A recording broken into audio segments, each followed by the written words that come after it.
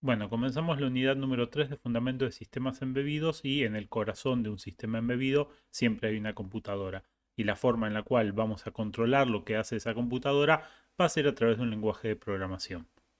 Ahora, la pregunta que nos tenemos que hacer es, ¿qué es una computadora? Ya que cada persona que se imagine una computadora probablemente se va a imaginar una cosa distinta.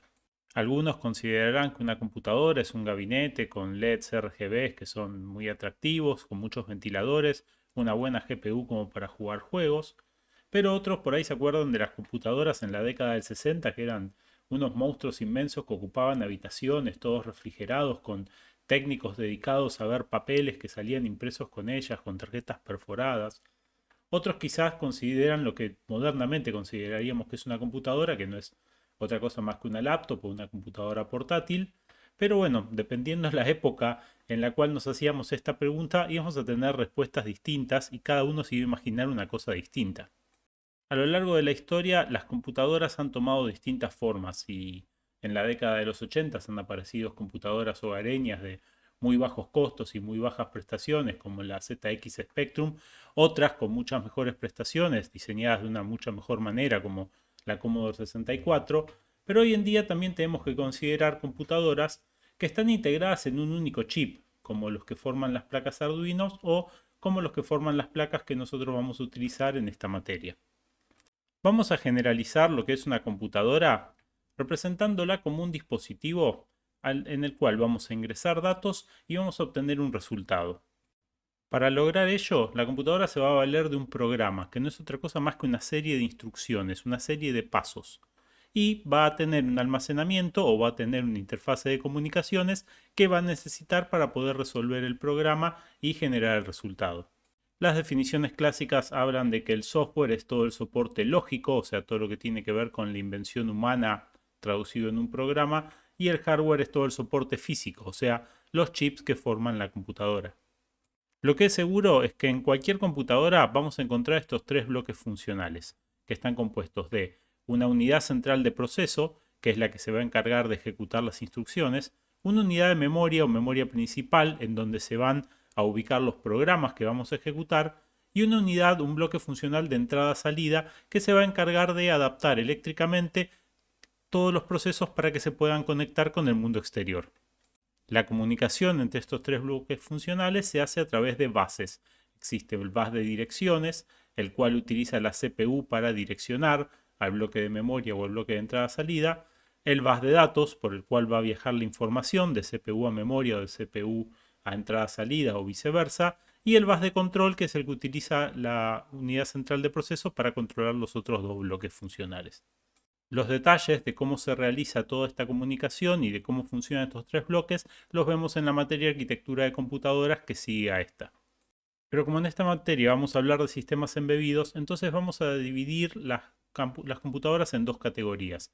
Una categoría de propósitos generales, que es lo que la mayoría de la gente asume que es una computadora, pero al trabajar nosotros con sistemas embebidos, vamos a ver muy en detalle las computadoras de fines específicos, principalmente las que están basadas en microcontroladores. En una computadora de propósitos generales, un único dispositivo, que es la computadora, nos va a permitir cambiar la aplicación que nosotros le demos según la necesidad que tenga el usuario. O sea, lo vamos a poder usar para jugar, para acceder a la web, para acceder al correo electrónico, para correr aplicaciones de oficina o inclusive como para programar, para escribir programas. Este tipo de computadoras suele tener un sistema operativo, el cual se va a encargar de dejarnos cambiar cuál es la aplicación que estamos ejecutando y vienen con una capacidad de memoria que generalmente se puede expandir dependiendo de las necesidades que nosotros tengamos. Si necesitamos correr juegos que rendericen muchos gráficos a alta velocidad, bueno, vamos a tener que tener una memoria de video dedicada, una placa de video dedicada a jugar, aunque si usamos la computadora para correr aplicaciones de oficina no necesitamos eso. Por ende, son dispositivos que generalmente se pueden expandir. El caso contrario son las computadoras de fines específicos que se diseñan para un fin y que con que cumplan ese fin alcanza, por ende no suelen ser expandibles. Tampoco vamos a estar cambiando cuáles son los programas que ejecutan las computadoras de fines específicos. Generalmente incluyen un único programa y es lo único que saben ejecutar. Este tipo de computadoras las podemos encontrar adentro de heladeras, autos, controladores industriales. y generalmente no poseen un sistema operativo, sino que se programa en lo que se denomina bare metal, ¿sí? Directamente sobre el hardware.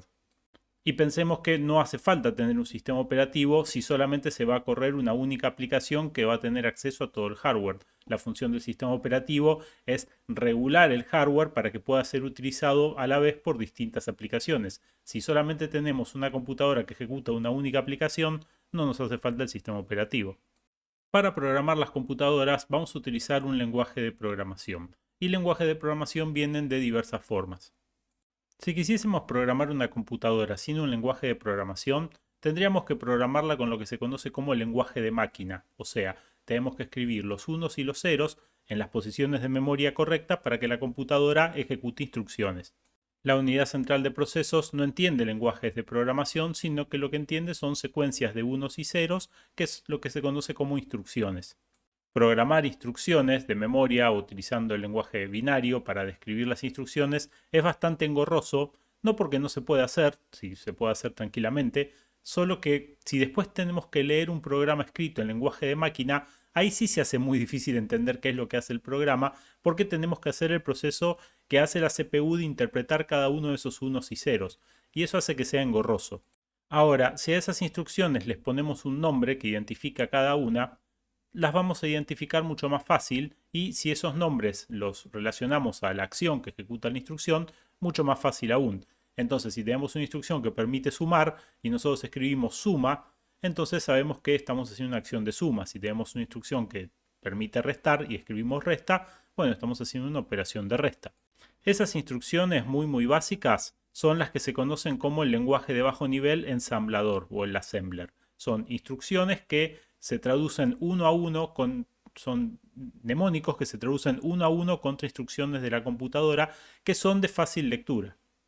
Eso quiere decir que si tenemos un programa escrito en Assembler, lo podemos traducir directamente a código de máquina y viceversa. Si tenemos un programa escrito en código de máquina, lo podemos traducir fácilmente a Assembler. Ahora, a medida que se avanzó en la programación de computadoras, los programadores se dieron cuenta que había muchas secuencias de Assembler que se repetían muy seguido. Por ejemplo, si estábamos resolviendo una ecuación y teníamos que ejecutar una fórmula y teníamos que hacer una sucesión de sumas y restas, eso iba a involucrar muchas instrucciones en Assembler. Si todas esas instrucciones se pudiesen resumir en un lenguaje más matemático, donde lo vemos con forma de fórmula o con fórmula de ecuación, queda mucho más claro a la vista qué es lo que estamos intentando hacer. Y con ese objetivo aparecieron los lenguajes de alto nivel, empezando por Fortran, que era un lenguaje justamente de descripción de operaciones matemáticas, pero que fueron avanzando y hoy en día tenemos muchísimos lenguajes de alto nivel.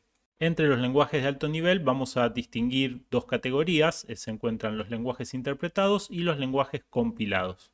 Los lenguajes interpretados son aquellos que requieren un programa intérprete que traduzca ese lenguaje de programación y ese programa que escribimos en un lenguaje interpretado a instrucciones que la computadora pueda ejecutar.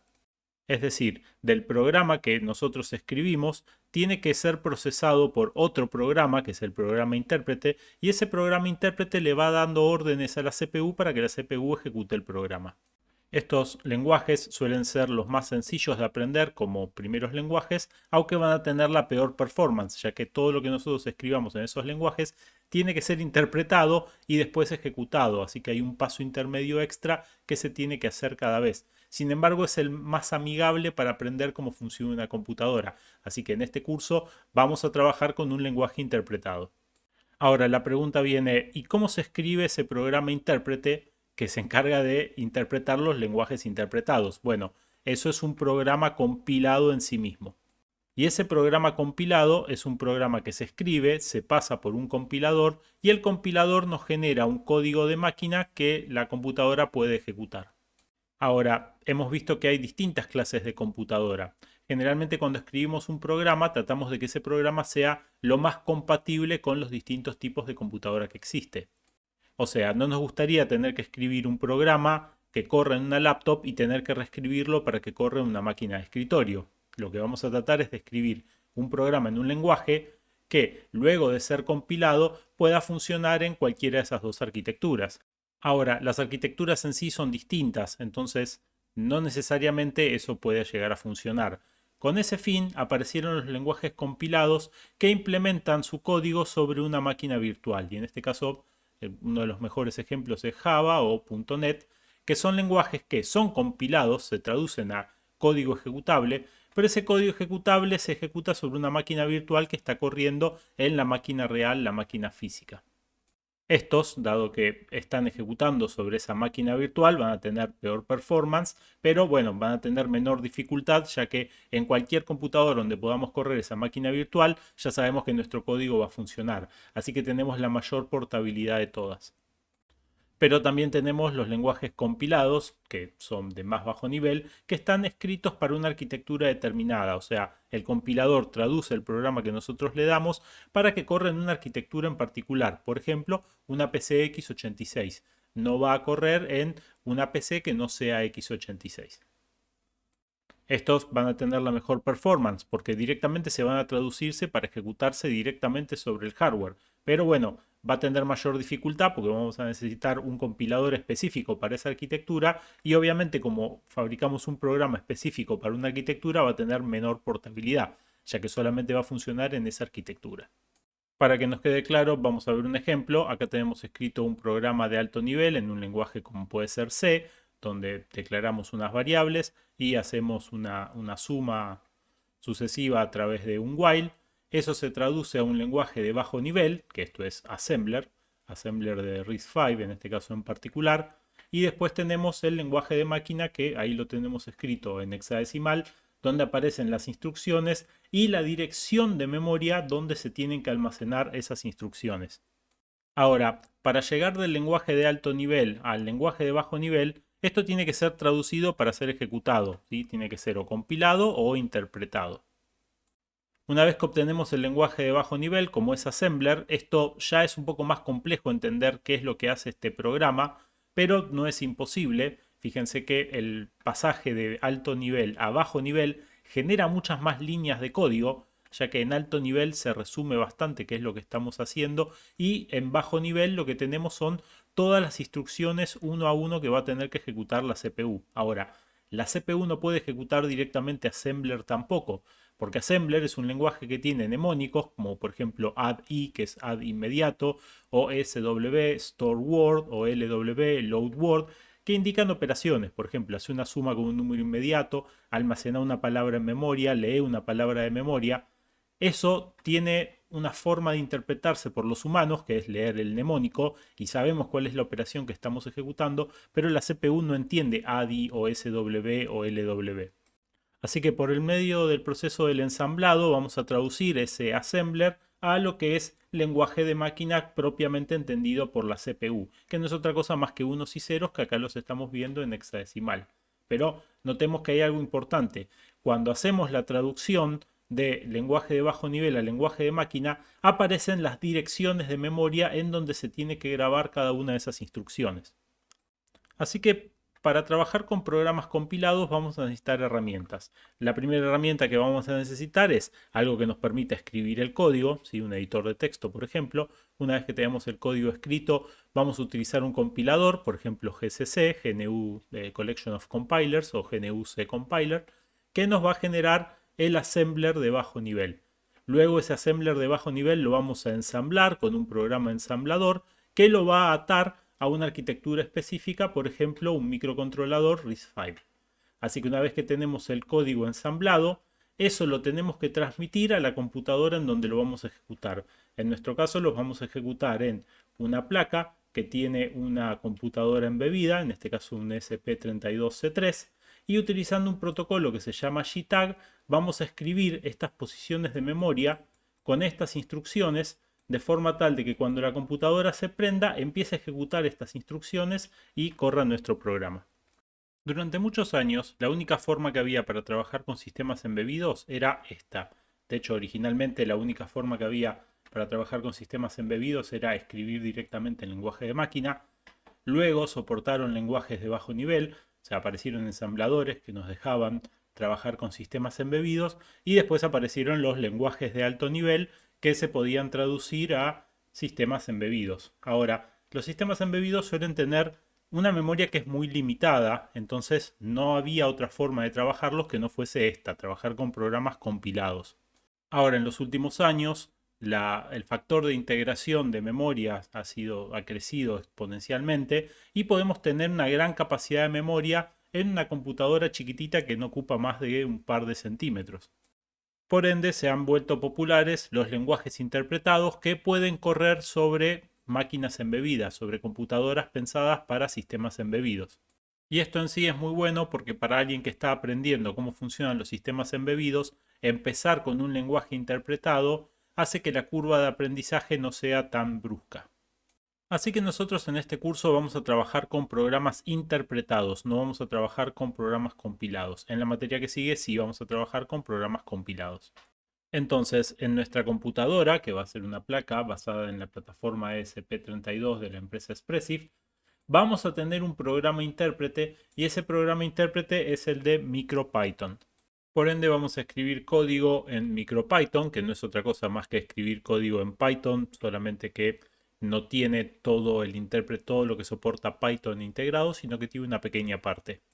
Así que vamos a escribir un pequeño programa en MicroPython y ese pequeño programa lo vamos a transferir a través de una UART, a través de un puerto serie, para que se almacene dentro del ESP32 y se pueda ejecutar.